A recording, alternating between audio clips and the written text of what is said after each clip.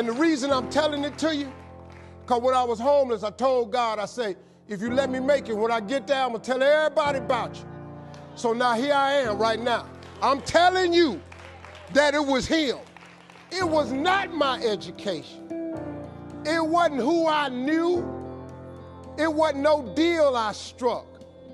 It was cause of prayer.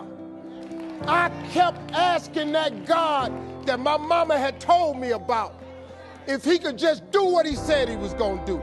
You said if I have not cause I ask not, I'm gonna tell you what, I'm gonna just keep asking. And when it look like it ain't coming, I'm gonna sit here and I'm gonna wait on it anyway. When they told me you'll never be nothing, I didn't listen to them. I'm gonna sit here until you get here. And guess what? He got here.